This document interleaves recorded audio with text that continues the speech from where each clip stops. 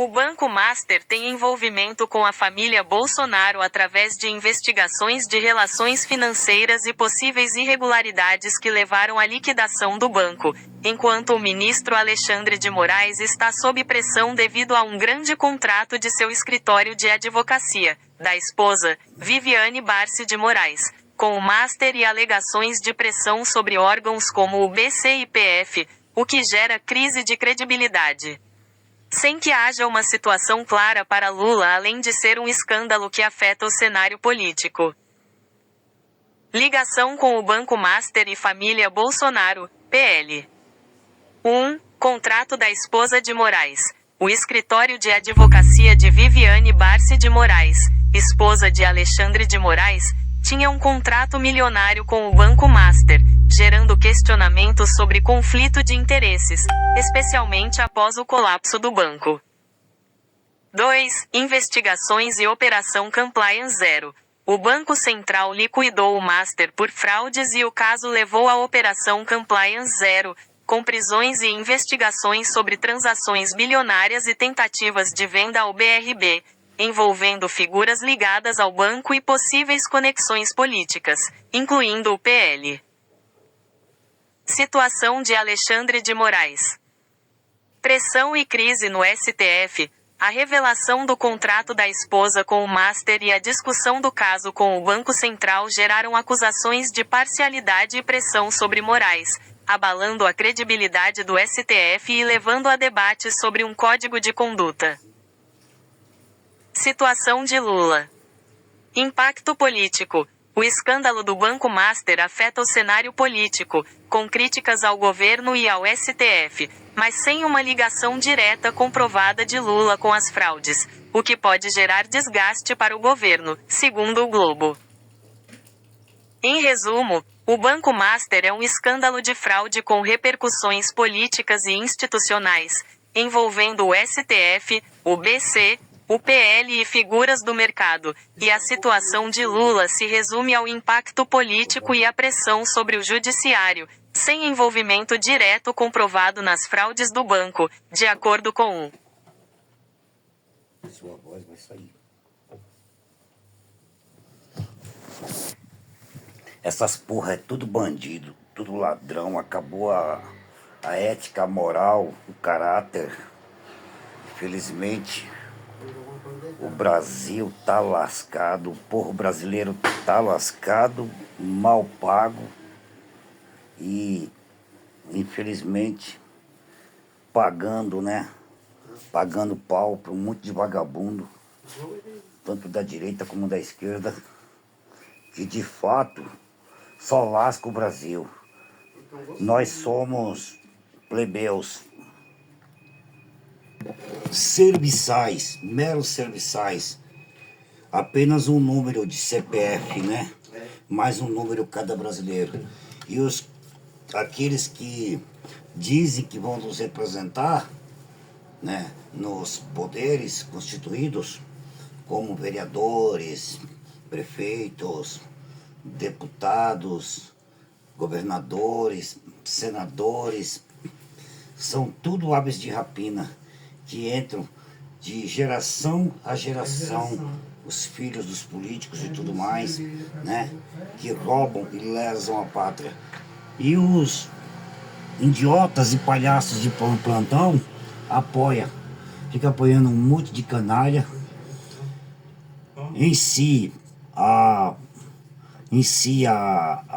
Eu tô gravando.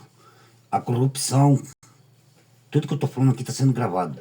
A corrupção tá imperando no Brasil e, por outro lado,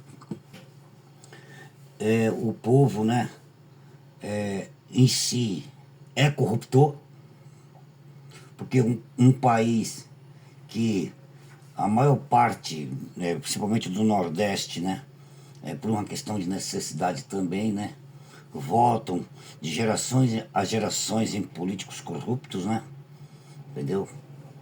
E até aquilo que no passado, né, muitos brasileiros diziam, né, que rouba mais faz.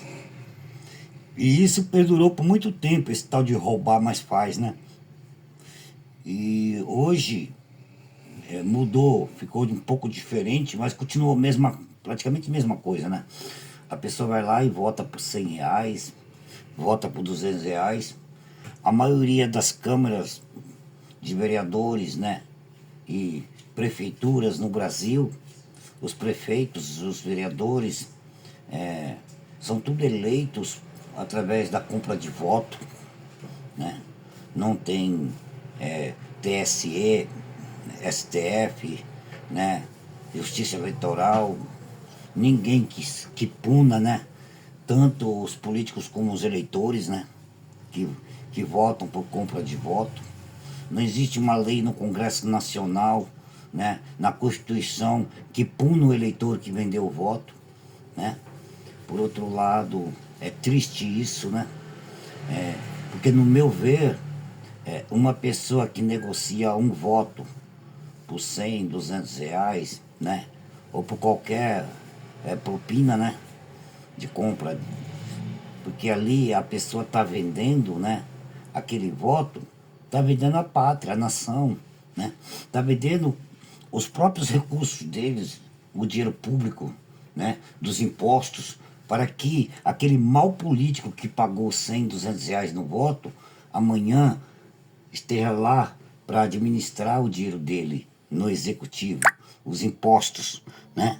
Daí para frente, os vereadores, os deputados, os senadores, né? Fiscalizar esse dinheiro através da fiscalização junto ao executivo, que os políticos do legislativo, vereadores, deputados, senadores, são eleitos para, de fato, representar o povo, criar leis, elaborar leis e fiscalizar o dinheiro público, né? Daí para frente, não. Daí para frente, as pessoas votam, esquecem, vendem o voto por mixaria, por migalhas, colocam um monte de bandidos, de criminosos lá dentro, nas câmaras municipais, nas prefeituras, no estado.